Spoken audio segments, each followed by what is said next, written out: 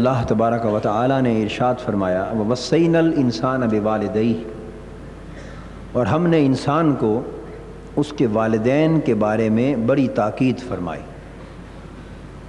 ہم نے انسان کو اس کے والدین کے بارے میں بہت تاکید فرمائی.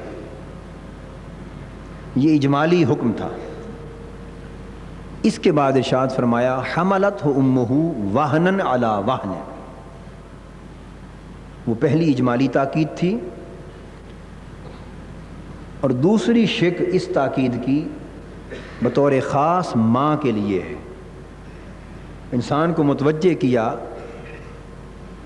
کہ انسان کو چاہیے کہ وہ یہ جانے کہ اس کی ماں نے اسے تھک تھک کر عرصے تک اپنے پیٹ میں سنبھالا. اب اندازہ فرمائیں کہ قرآن مجید کس قدر نفسیاتی اپروچ کر رہا ہے، سائیکولوجیکل اپروچ، انسان کے ذہن کو، اس کی طبیعت کو اور اس کے اندر کے ضمیر کو جھنجھوڑ کر کس طرح ماں کی شفقت اور ماں کی ممتا اور بچے کی خاطر ماں نے جو تکلیف اٹھائی اس کی طرف کیسے متوجہ کر رہا ہے. حملتہ امہ وہنن علی وہن، یعنی تھک تھک کر. الفاظ محض وہنن استعمال اگر کر دیا جاتا نا، لفظ حملتہ امہ وہنا، کہ اس کی ماں نے اسے تھک کر، یعنی تھکاوٹ کے ساتھ، تکلیف کے ساتھ اٹھایا، اپنے پیٹ میں اٹھایا، تو مفہوم ادا ہو جاتا. مگر قرآن مجید کا اسلوب بیان غور طلب ہے. محض نہیں فرمایا کہ حملتہ امہ وہنا، ایک بار وہنن کا لفظ نہیں آیا، فرمایا وہنن علی وہنن. علی وہنن کے ساتھ دو بار اس کو اس طریق پر دہرانا، اس کا مطلب یہ ہے کہ بار بار تھک کر. تمہیں کیا معلوم کہ وہ 9 ماہ جو اس نے تمہیں اپنے پیٹ میں سنبھالا، اس نے کتنی بار اسے تکلیف میں مبتلا کیا. وہنن علی وہنن میں اشارہ اس امر کی طرف ہے، اس مدت میں جو تمہاری ماں نے تمہیں اپنے پیٹ میں سنبھالا اور اٹھایا، تمہیں کیا معلوم کہ کتنی بار وہ اس باعث تکلیف میں مبتلا ہوئی اور کس کس قسم کی تکلیفیں آئیں، کتنے کتنے اس نے مصائب اور پریشانیاں اٹھائیں، صرف اس لیے کہ میرا بچہ محفوظ رہے، میرا بچہ محفوظ رہے. اب آپ دیکھیں کہ بچے کی تخلیق کا جب ماں کے پیٹ میں رحم مادر میں آغاز ہوتا ہے تو ابھی اس کا وجود بھی نہیں بنا ہوتا، اس کا وجود نہیں بنا ہوتا. ابتدائی چند دن نکال کر جب وہ نطفہ ہوتا ہے، نطفے سے وہ لوتھڑا سا بنتا ہے، اور بڑھتے بڑھتے پھر اس کے جسم کی تشکیل کے مرحلے آتے ہیں، اور ڈاکٹر جب اسے کنفرم کر دیتا ہے، یا لیڈی ڈاکٹر اسے کنفرم کر دیتی ہے کہ اس کے پیٹ میں بچہ ہے، آپ اندازہ کر لیں کہ اس وقت وہ ماں، اس نے ابھی وہ بچہ کیا ہے اس کو نہیں دیکھا، اس کی شکل و صورت کیسی ہوگی نہیں دیکھا، وہ بڑا ہو کر اس کا تابع فرمان بڑھے گا یا نافرمان بنے گا نہیں جانا، وہ زندہ بھی پیدا ہوگا یا خدا نخواستہ مر جائے گا نہیں جانا. یہ 9 مہینے کی جو تکلیفیں وہ اٹھا رہی ہے، یہ نتیجتاً اس بچے کو کس حال میں باہر لائیں گی اسے کوئی خبر نہیں، کسی شے سے وہ باخبر نہیں. سالم ثابت پیدا ہوگا یا معاذ اللہ اس کے اعضاء سلیم نہیں ہوں گے، اسے کسی شے کی کوئی خبر نہیں ہے. صرف اتنا بتا دیا گیا کہ ماں کو، عورت کو، کہ تیرے پیٹ میں بچہ ہے. اب آپ اندازہ کر لیں کہ اس لمحے سے وہ اس کی حفاظت کا کتنا خیال کرتی، اپنی جان کو بھول جاتی ہے، اس کی جان کا خیال کرنے لگتی. کئی بار اسے تکلیف آتی ہے، اسے اپنا فکر نہیں ہوتا، یہ خیال ہوتا ہے کہ کہیں میرے بچے کو نقصان نہ ہو جائے، حالانکہ اس کی آنکھوں نے دیکھا بھی نہیں. یعنی اس کو اللہ نے اس کے ماں کے پیٹ اور رحم میں جو سنبھالا دیا، ساتھ ہی ماں کی جان اس کی جان میں لٹکا دی.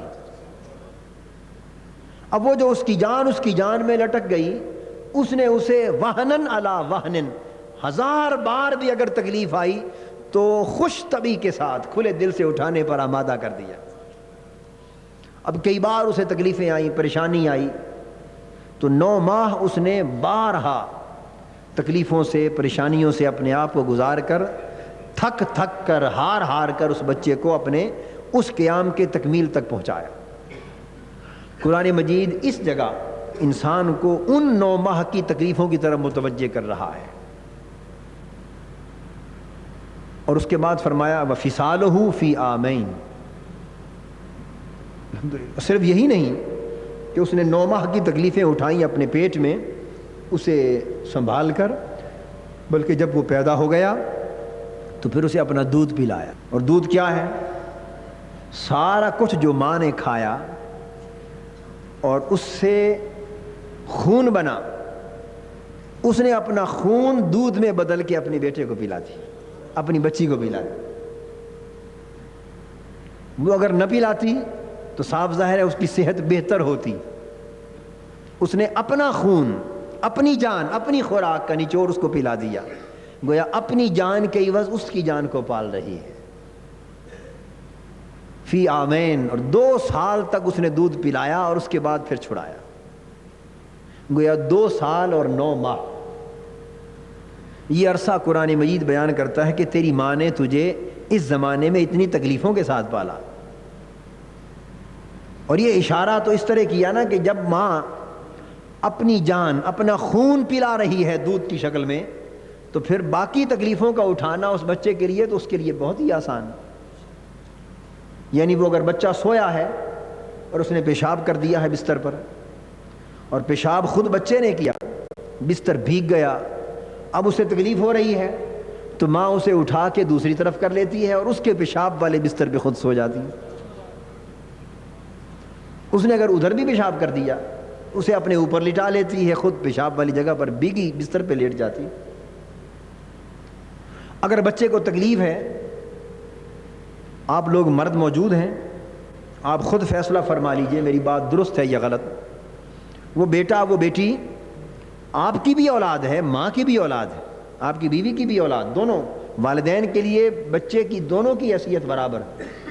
مگر بچے کو تکلیف ہو، علیر ہو بچہ، تو ماں ساری رات فجر تک اپنی کمزور صحت اور طبیعت کے باوجود اس بچے کے لیے جاگتی، مگر بغیر انقطاع کے کبھی آپ نے بھی اس طرح جاگ کے دیکھا؟ بولیے، شاذ ہی کوئی رات ایسی آتی ہو کہ جب عجیب صورتحال پیدا ہو جائے اور سونے یا بیٹھنے کا موقع نہ ملے علاج معالجے کے لیے۔ ورنہ ہوتا یہ ہے کہ باپ تو پھر بھی نیند کر لیتا ہے، مگر ماں کی مامتا کو نیند کہاں سے آئے؟ جب تک بچہ رو رہا ہے ماں کیسے لیٹے؟ تو ساری رات جس ماں نے اپنی خوراک، اپنا خون، اپنی جان بچے کو دے دی، اپنا آرام بچے کو دے دیا، راتوں کا چین اور نیند بچے کو دے دی، اور آپ دیکھیں گے اگر بچے کو تکلیف ہے تو سارا دن بھی ماں گود میں اٹھا کے بیٹھی، ساری رات بھی گود میں اٹھا کے بیٹھی۔ شاید اس طرح مسلسل کئی دن اور کئی راتوں کا جاگنا کسی اور وجہ سے اس عورت کے لیے بھی ممکن نہ ہوتا، اور جاگتی تو شاید مر جاتی، مگر یہ بچے کے اندر جو اس کی مامتا ہے، جو جان لٹکی ہوئی ہے، یہ اگر اسے مہینوں تک دن رات مسلسل جگائے رکھے تو جاگتی ہے، زندہ رہتی ہے۔ مگر باپ اس پوزیشن میں نہیں ہے۔ یہ بات درست ہے یا نہیں؟ اس لیے اللہ پاک نے اجمالاً والدین کے ساتھ احسان کی بات کر کے فوراً مضمون کا التفات اس طرف کر دیا، حملتہ امہ وہنا علی وہن۔ والدین سے احسان کرو اور جانو کہ ماں کا درجہ پھر والدین میں حق کے اعتبار سے بڑھ کر ہے۔ اس کا حق اس لیے زیادہ ہے کہ جو تکلیفیں اپنی جان پر تمہاری ماں نے برداشت کی ہیں ان کا اندازہ تمہارے والد کو بھی نہیں ہو سکتا۔ دوسرے مقام پر فرمایا وَوَصَّيْنَا الْإِنسَانَ بِوَالِدَيْهِ إِحْسَانًا حَمَلَتْهُ أُمُّهُ كُرْهًا وَوَضَعَتْهُ كُرْهًا وَحَمْلُهُ وَفِصَالُهُ 30 شهرًا۔ ہم نے تاکید کر دی انسان کو والدین کے لیے کہ وہ اپنے والدین سے حسن سلوک کریں، احسان کے ساتھ پیش آئیں، نیکی اور بلائی کے ساتھ پیش آئیں۔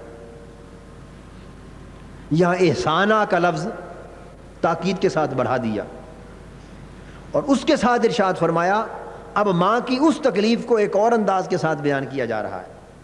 وہاں تھا حملتہ امہ وہنا علی وہن، ریپیٹڈلی بیان کیا تھا کہ کس طرح تھک تھک کر ہار ہار کے تکلیف اٹھا اٹھا کے تمہاری ماں نے تمہیں سنبھالا. یہاں انداز بدل دیا, فرمایا حملت امہ کرہم ووضعت کرہا.